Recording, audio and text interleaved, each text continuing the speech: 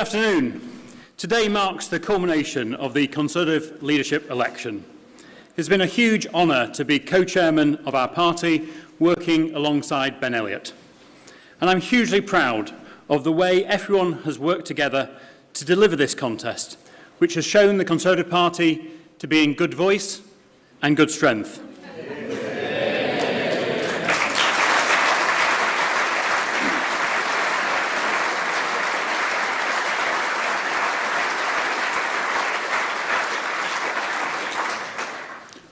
We've held 12 regional hustings, the length and breadth of the United Kingdom, attended by 20,000 party members. It's been a long campaign. 20,000 party members and watched online by over 2.5 million members of the public. The members' hustings involved our two fantastic candidates undergoing 14 hours of questioning and taking more than 600 questions from party members. And these hustings were in addition to the multiple online hustings and the media interviews. This concluded last Wednesday with a fantastic event at the Wembley Arena, attended by 6,000 party members. I'd like to pay tribute to Darren Mott and the dedicated team at CCHQ for running the membership ballot.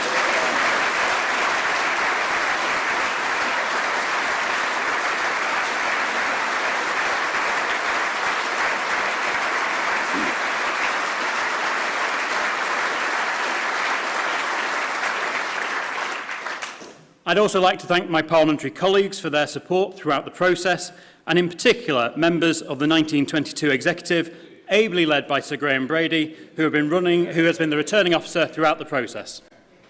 But most of all, I'd like to thank our party members, who've undertaken the solemn duty of choosing our next leader and our next Prime Minister.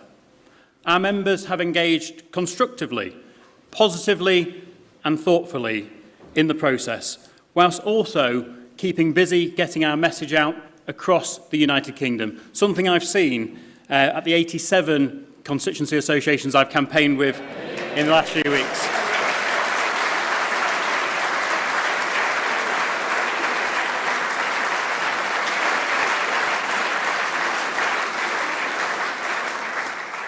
Finally, I'd like to take this opportunity to say a huge thank you to our outgoing leader and Prime Minister, Boris Johnson.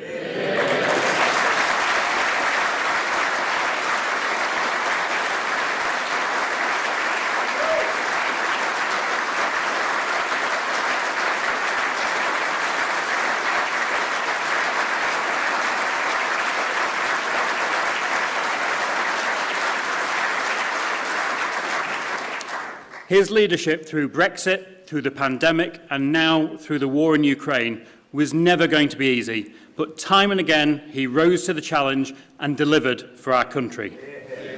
It is now essential that we come together as a party and unite behind our new leader and our new Prime Minister to continue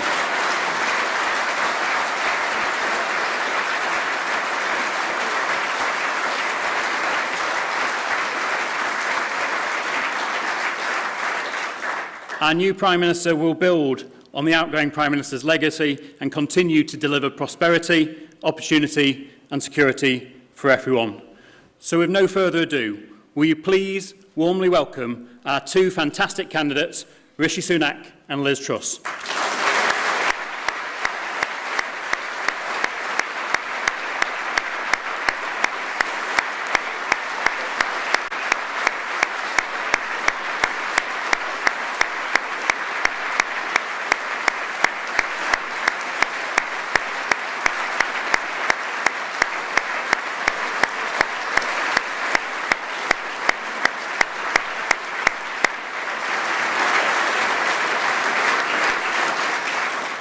And ladies and gentlemen, to announce the result of our leadership election, please welcome our returning officer, Sir Graham Brady.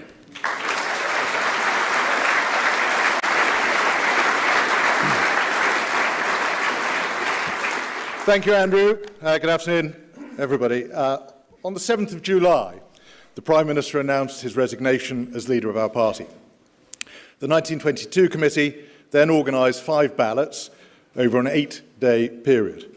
concluding the part of the leadership election for which we have responsibility, and putting forward the candidates to the National Convention and CCHQ for the programme of hustings all over the United Kingdom and the ballot of the membership that is now concluded. I work closely with the board of the party, CCHQ and Civica Electoral Services to ensure that all qualifying members had the opportunity to vote and to ensure that our ballot was secure as well as free and fair. I'd like to thank the 1922 executive, and in particular my fellow officers, Naz Ghani, Will Ragg, Sir Geoffrey Clifton-Brown, Bob Blackman and Gary Sambrook, and our staff for all of their help and support, especially during the administration of the parliamentary rounds of voting.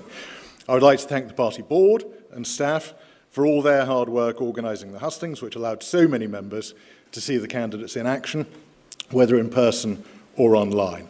I'm grateful to CES for the professionalism with which they have dealt with the ballot in distributing, collecting and counting the votes, both online and by post.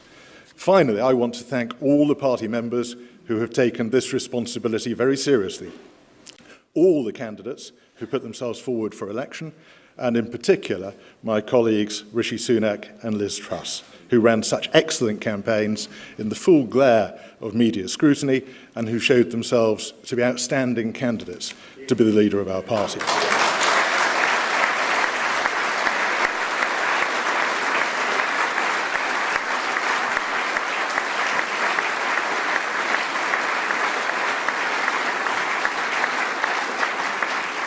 Now the result. I, Sir Graham Brady, the returning officer for the Conservative and Unionist Party leadership election, declare that the total number of eligible voters was 172,437. The turnout in the election was 82.6%.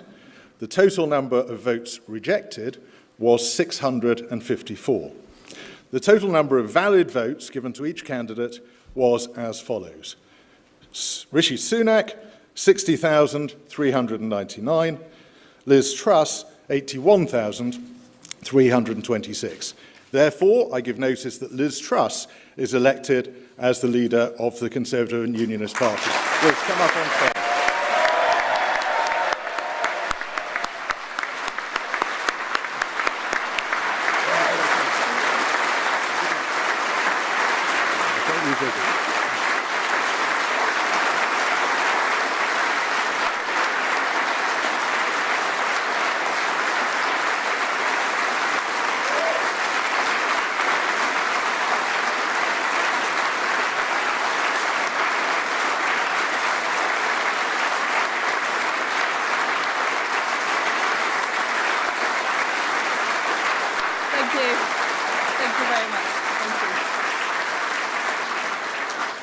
Well, thank you, Sir Graham.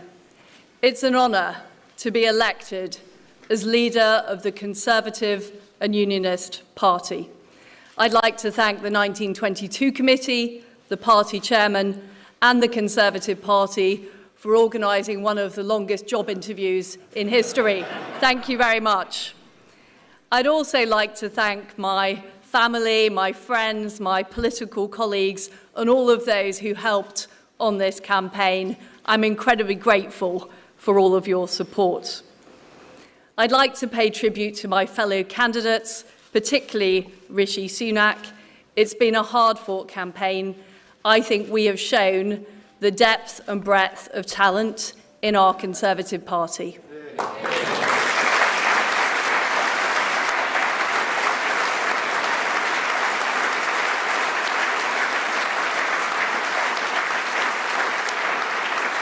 And I also want to thank our outgoing leader, my friend, Boris Johnson.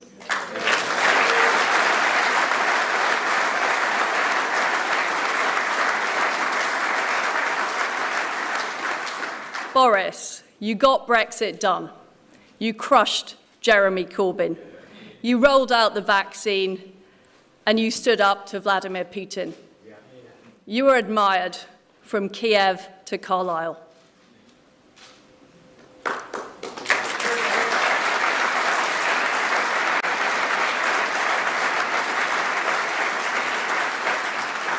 Friends and colleagues, thank you for putting your faith in me to lead our great Conservative Party, the greatest political party on earth.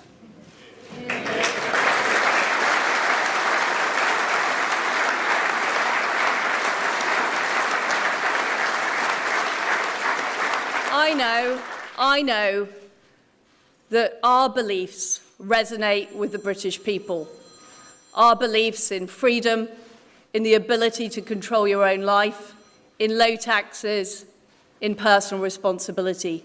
And I know that's why people voted for us in such numbers in 2019. And as your party leader, I intend to deliver what we promised those voters right across our great country.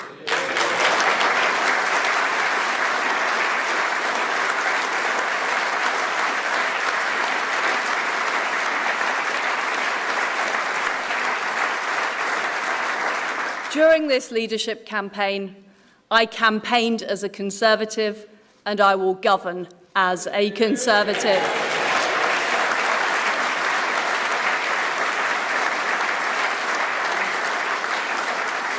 And my friends, we need to show that we will deliver over the next 2 years.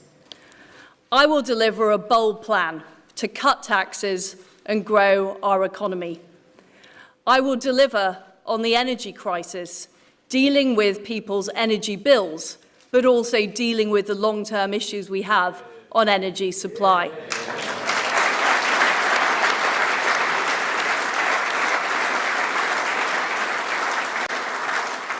And I will deliver on the National Health Service.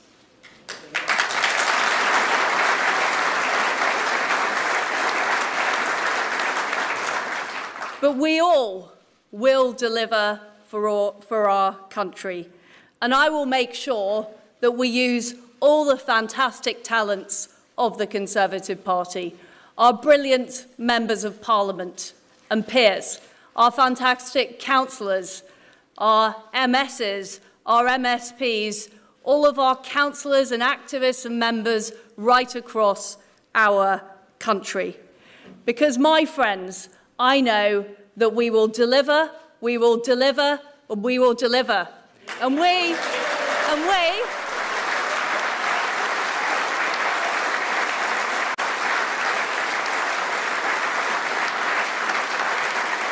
will deliver a great victory for the Conservative Party in 2024. Thank you. Thank you. Thank you.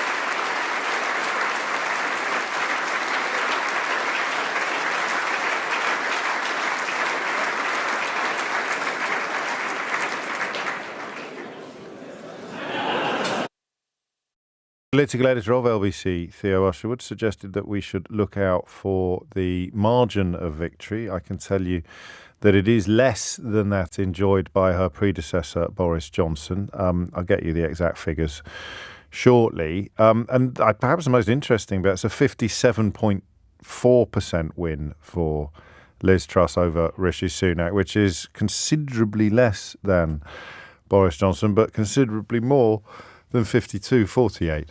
I don't know why I mentioned that. Seems to be a recurring figure in British politics. Shall we cross back to Theo Usherwood to read the room, Theo? You're right to start with the result not being as good as many within Liz Truss's camp had originally hoped it would be. 57% of the total vote share going for the Foreign Secretary in her victory over Rishi Sunak, but that is nowhere near the 66.4% who voted for Boris Johnson in the contest against Jeremy Hunt 3 years ago. And the reason it's important is, as we were talking about earlier, James, Liz Truss has to be able to try and keep her parliamentary party, the Conservative backbenchers, in order. And had she actually won by a larger margin than she ended up doing, then it would have given her a bigger mandate, a mandate she really needs, going into what is going to be a very difficult period when it comes to dealing with things like the soaring cost of energy.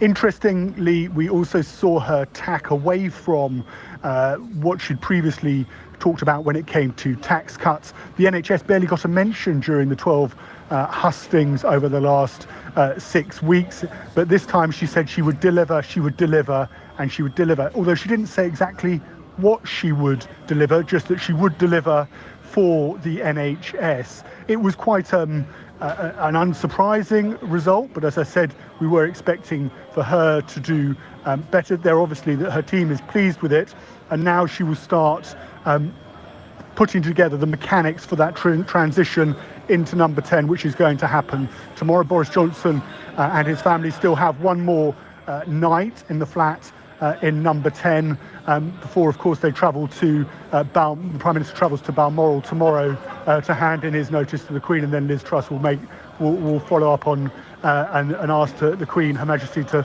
form a government before returning to London at around 4 o'clock to give us a speech on the steps of Downing Street. This was Liz Truss's first speech, James, to the nation. Until now, the focus has been on the Conservative Party membership. We actually found out how many Conservative Party members there were. Around 172,000 of them got to decide the next Prime Minister. I suppose technically 80,000 of them got to decide the next Prime Minister. 80,000 people chose the next Prime Minister.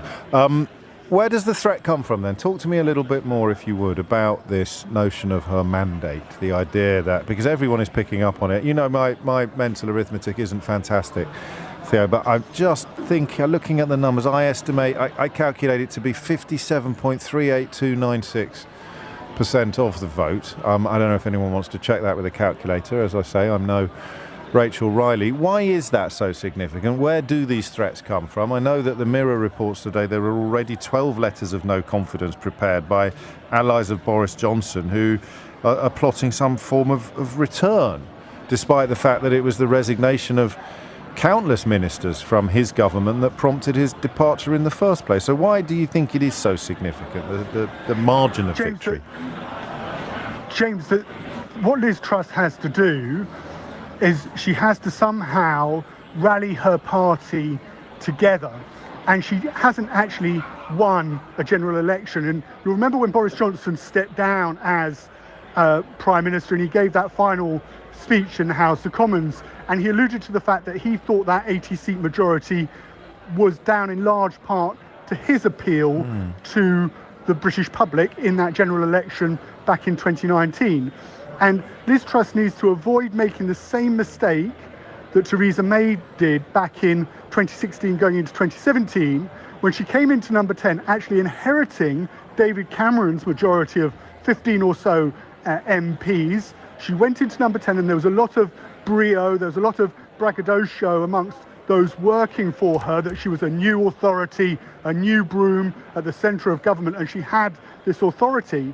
But actually, when she put that authority to the test in the 2017 election, it crumbled away to nothing, and Jeremy Corbyn, from the Tories' point of view, very nearly became Prime Minister. Now, Liz Truss is not going to call, and it's very unlikely she will call, I would say, a general election even by next year. But she hasn't actually done anything in politics yet to back up her position as Prime Minister. She's got a huge in tray of things to do, from the energy crisis to the backlog in operations and waiting lists in the NHS.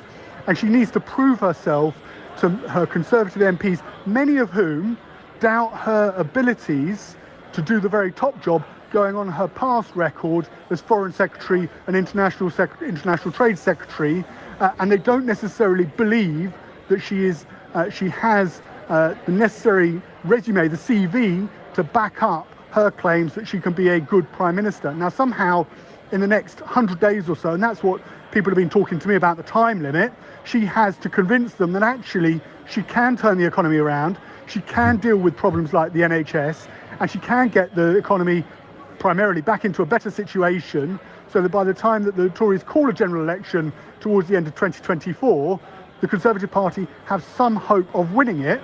Otherwise, if they don't have any hope of winning it, Tory MPs have shown that they'll act ruthlessly if they're doing badly in the polls, as they did with Boris Johnson, and they'll get rid of her.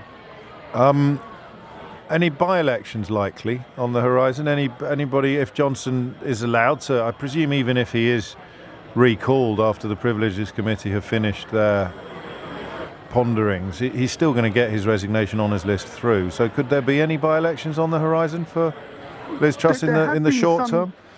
There had been some suggestion that there could be a couple of high-profile departures from the Conservative Party. Michael Gove has already said that he's not going to stand down. His Surrey Heath constituency would have been a prime target for the Liberal Democrats. Dominic Raab, a keen backer of Rishi Sunak, some suggestion at one point that he might stand down. In Esher and Walton, another target for the Liberal Democrats. Now, both of those have suggested since that they plan to stay for the long term. Boris Johnson, of course, in his Uxbridge constituency, holds a majority of around 5,000 or 6,000, which would be a target for the Labour Party. But until now, he's not said, he's given nothing to indicate that actually he plans to leave politics. And in a way, that's worrying for Liz Truss, because he's a proven election winner from the Conservative point of view, having won 2 mayoral elections in London, having won the Brexit referendum and the 2019 election. And you remember what Ian Duncan Smith said when he was introducing Liz Truss last week. No, I won't. Remember what Andrew Stevenson has just said in terms of calling for unity.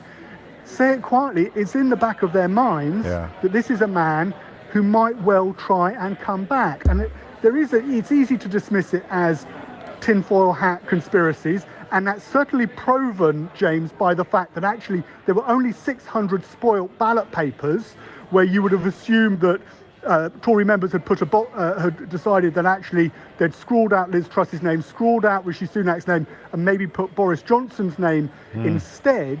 But Conservative MPs will be wanting to go into the next election with the candidate best placed to win that election, and that's why I think he'll be hanging around for now, biding his time. And if it all goes badly wrong for Liz Truss, I wouldn't count him out as a future runner in a future Tory leadership contest. I suppose, I mean, the only person that would contemplate such a course would be a person who prioritises personal ambition and gratification above anything, whether it's the party interest, the national interest, or indeed the global interest, which is, cometh the hour, cometh the man. That's a fairly neat description of Boris Johnson, as he's demonstrated severally during his career in public life. Final question, perhaps. Well, maybe not the final question, actually. It depends whether anything else pops into my mind.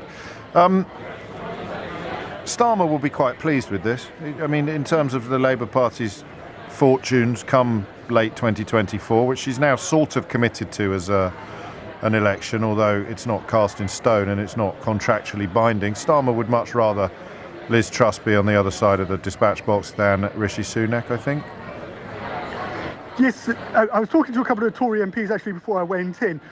There'll be names, I won't mention their names, but they said that they plan to shout across the floor of the House of Commons tomorrow, on Wednesday at Prime Minister's questions that Keir Starmer is still dull and that he's still boring, which might give you some suggestion, James. That they planned this. Sorry, just any new attack lines against hold the up Labour a minute. leader are going to need a bit of work. Hang on, they planned this stuff. Yeah, that's what they I'm told, planned to shout "You're dull." This is so they set their mind to what's the best thing we can do in the House of Commons come Wednesday 12 o'clock, and they think, let's call him dull. Oh, go on, tell us who it was. Yeah, that's what they told me. They said that, that's what they wanted. That's who what they was wanted it? To shout to Keir Starmer. Give me some names.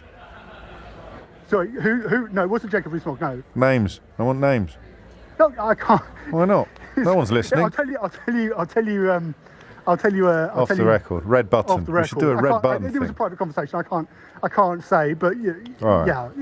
But that's what they plan to do. But Keir Starmer, this is what he's going to do. This is what I predict he's going to do on Wednesday. Is he's going to take all of those quotes from Michael Gove, from Rishi Sunak. He's going to create a long list of them, and he's going to quote them back at Liz Truss across the dispatch box. He's got so much material from this 6 weeks that he can use against Liz Truss.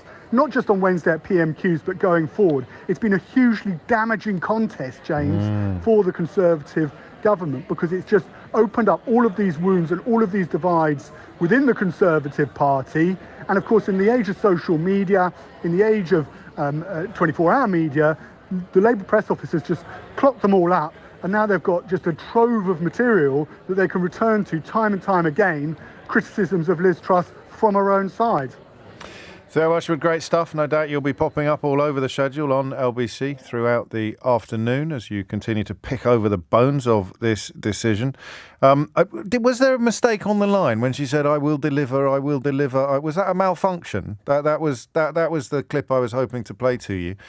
But it may be too late now, it being 12:56. This bit was quite funny. Listen to them not knowing whether they should clap or not, because these are the people, or largely the people, that got rid of Boris Johnson. A countless, unprecedented number of ministers who actually resigned in order to prompt or preempt his departure from Downing Street. And that's largely who's in the room, or a lot of them are in the room. I love this bit. I mean, I thought everybody knew that we pronounced it Kyiv by now. Genuine. I mean, who could? Let alone an actual foreign secretary could be the only person. Even harvesters now call it chicken Kyiv. If a harvester restaurant has got the pronunciation of the Ukrainian capital correct, but the foreign secretary, soon to be prime minister, hasn't, we've got a problem. But it's only the second funniest thing in this clip. The funniest thing in this clip is them not realising they were supposed to clap. And I forgot the joke that I was going to do as well. I was going to come off the back and go, this is the bit when I analyse Liz Truss's acceptance speech. Pause for applause. Nobody's clapping. Thank you, Sheila. Have a listen to this. Boris, you got Brexit done. You crushed Jeremy Corbyn. You rolled out the vaccine and you stood up to Vladimir Putin. You were admired from Kiev to Carlisle.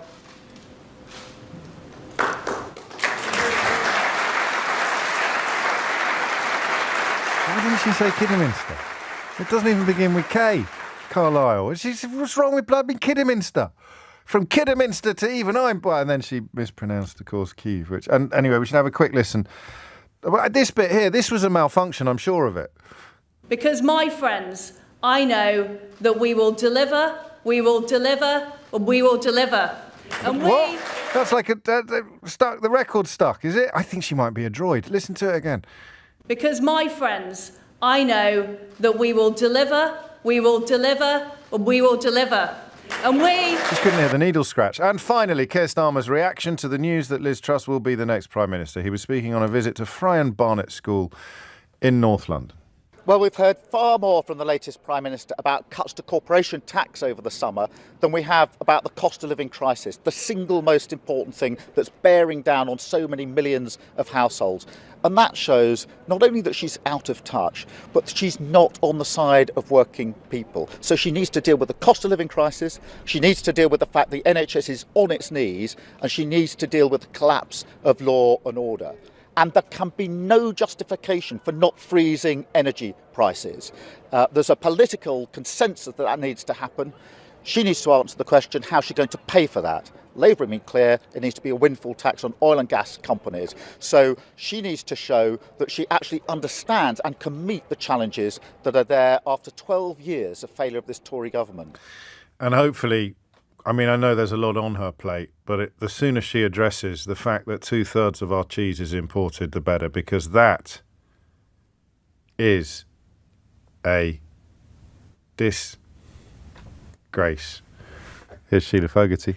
Thank you. So, Liz Truss it is, the fourth Conservative Prime Minister in little under 6 years, almost 8 weeks since Boris Johnson was forced out, and after a gruelling campaign for us and them. Her campaign mantra was pretty much all about tax, cutting it, and growth, growing it. But will her